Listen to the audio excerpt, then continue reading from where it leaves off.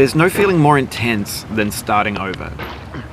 If you deleted your homework the day before it was due, as I have, or if you left your wallet at home and you have to go back after spending an hour in the commute. If you won some money at the casino and then put all your winnings on red but it came up black. If you got your best shirt dry cleaned before a wedding and then immediately dropped food on it. If you won an argument with a friend and then later discovered that they just returned to their original view. Starting over is harder than starting up. If you're not ready for that, like if you've already had a bad day, then what you're about to go through might be too much. Feel free to go away and come back. I'll be here. Alright, thanks for coming with me on this trip. I'll understand if you have to take a break at any point. Just find a safe place to stop and quit the game. And don't worry, I'll save your progress, always, even your mistakes. This game is a homage to a free game that came out in 2002, titled Sexy Hiking. The author of that game was Jazuo, a mysterious Czech designer who was known at the time as the father of B games. And B games are rough assemblages of found objects.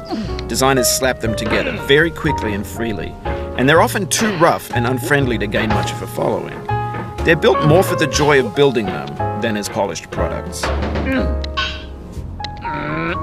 In a certain way, Sexy Hiking is the perfect embodiment of a B game. It's built almost entirely out of found and recycled parts, and it's one of the most unusual and unfriendly games of its time. In it, your task is simply to drag yourself up a mountain with a hammer. And that act of climbing, in the digital world or in real life, has certain essential properties that give the game its flavor. No amount of forward progress is guaranteed.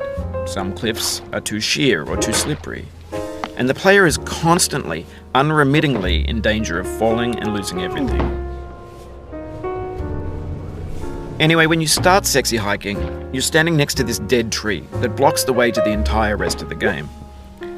It might take you an hour to get over that tree, and a lot of people never got past it. You prod and you poke at it, exploring the limits of your reach and your strength, trying to find a way up and over. And there's a sense of truth in that lack of compromise. Most obstacles in video game worlds are fake. You can be completely confident in your ability to get through them once you have the correct method or the correct equipment or just by spending enough time. In that sense, every pixelated obstacle in Sexy Hiking is real. The obstacles in Sexy Hiking are unyielding, and that makes the game uniquely frustrating.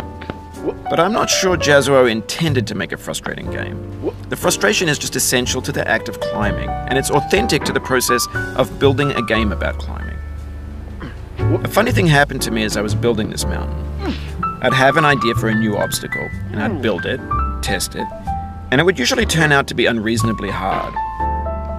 But I couldn't bring myself to make it easier. It already felt like my inability to get past the new obstacle was my fault as a player rather than as a builder. Imaginary mountains build themselves from our efforts to climb them, and it's our repeated attempts to reach the summit that turns those mountains into something real.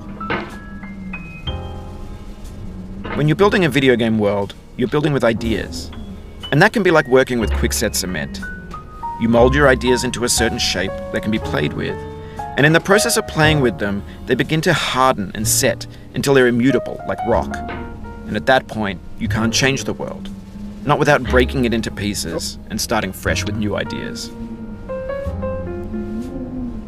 For years now, people have been predicting that games would soon be made out of prefabricated objects, bought in a store and assembled into a world. And for the most part, that hasn't happened, because the objects in the stores are trash. I don't mean they look bad or that they're badly made, although a lot of them are. I mean they're trash in the way that food becomes trash as soon as you put it in the sink. Things are made to be consumed and used in a certain context, and once the moment is gone, they transform into garbage. In the context of technology, those moments pass by in seconds. Over time, we've poured more and more refuse into this vast digital landfill that we call the internet. It now vastly outnumbers and outweighs the things that are fresh and untainted and unused. When everything around us is cultural trash, trash becomes the new medium, the lingua franca of the digital age. And you can build culture out of trash, but only trash culture. B games, B movies, B music, B philosophy. Maybe this is what digital culture is. A monstrous mountain of trash, the ash heap of creativity's fountain. A landfill with everything we ever thought of in it. Grand, infinite, and unsorted.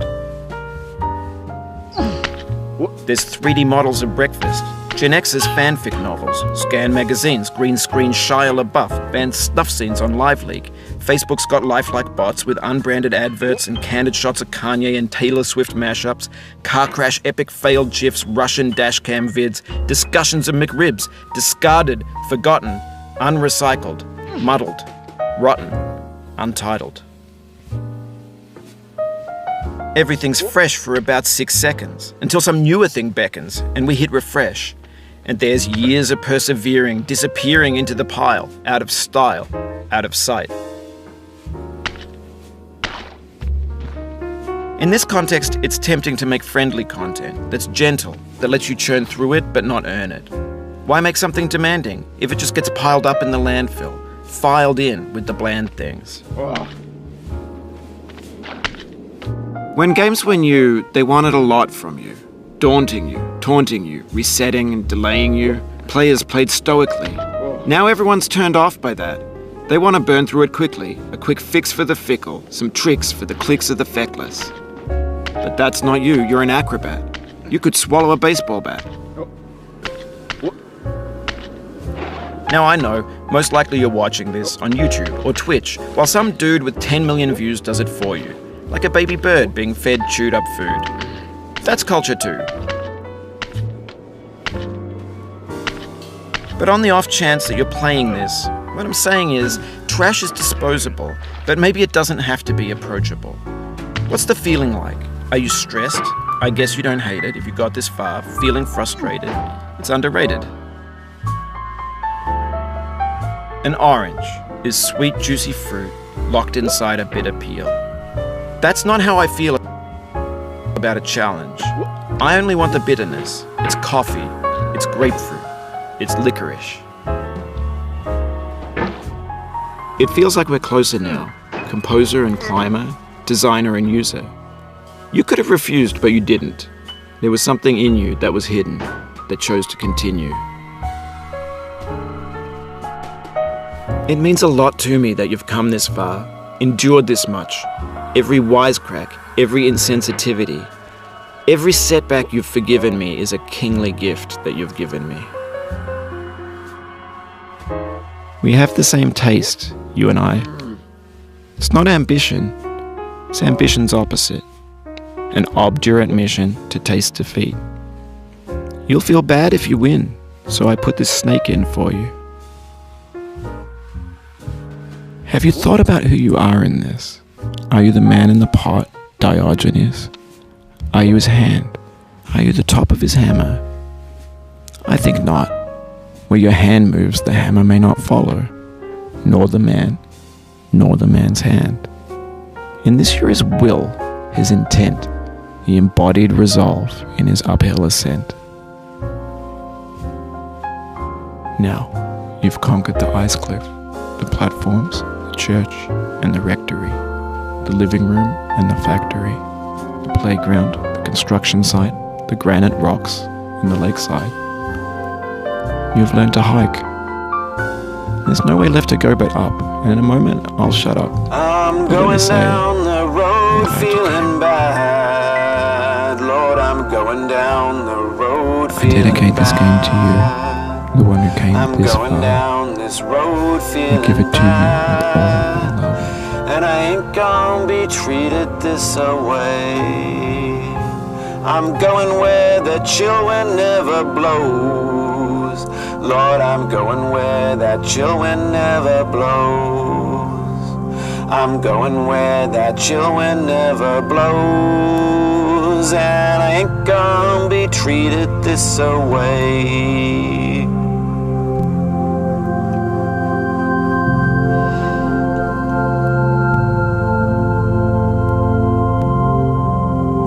I'm going where the climate suits my cauldron. I'm going where my cauldron's never cold. I'm going where the climate suits my cold run. I ain't gonna be treated this away.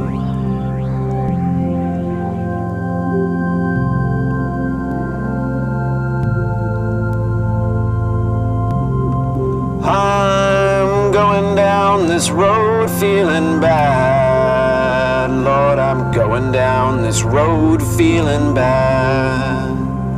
I'm going down this road feeling bad, and I ain't gonna be treated this away. Way.